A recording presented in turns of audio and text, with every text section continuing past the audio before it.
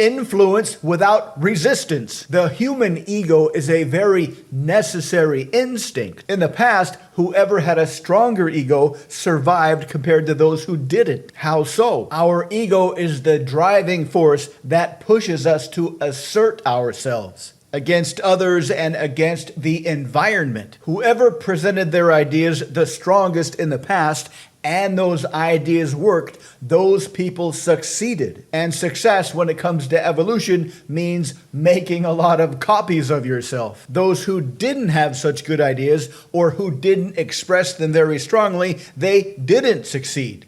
They didn't make any copies of themselves. One way to view natural selection and the evolution that it adds up to is as an intergenerational flex contest. Whichever human or proto-human flexed their ideas the strongest made the most kids of the next generation who had those same idea flexing genes. So here we are today, however many millions of years later, with a very strong ego. It's probably as strong, if not stronger, than our hunger instinct. Our hunger instinct is so strong that it's very, very hard to not become overweight with so many food options we have available today. Consider that it is just as hard to not flex our ego. Now, normally this is fine. Flexing your ego is a fantastic hobby. Idea contests with your friends, actual arguments, verbal smackdowns, these are all part of being human. The only time this doesn't work so well is if you're trying to persuade somebody. It can work, but it is pretty exhausting. You've got to come on strong with a lot of charisma and the hard sell and wear down your customer. The psychological and emotional structure of the hard sell, the charismatic salesperson wearing down their customer,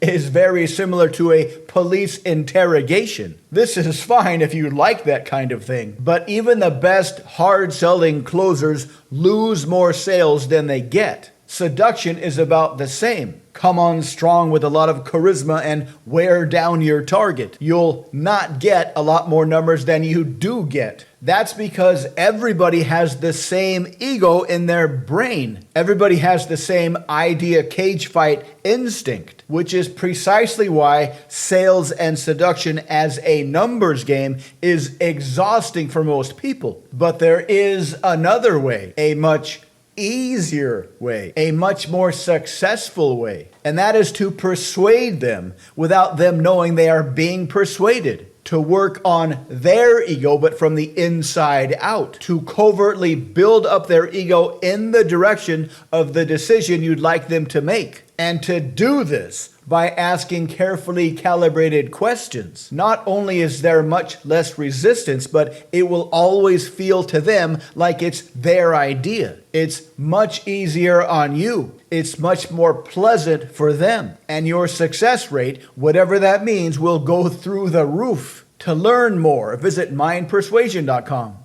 Check out the links below. And because we make videos almost every day, please subscribe so you can continue to learn more. Let us know what you think in the comments. Thank you for watching.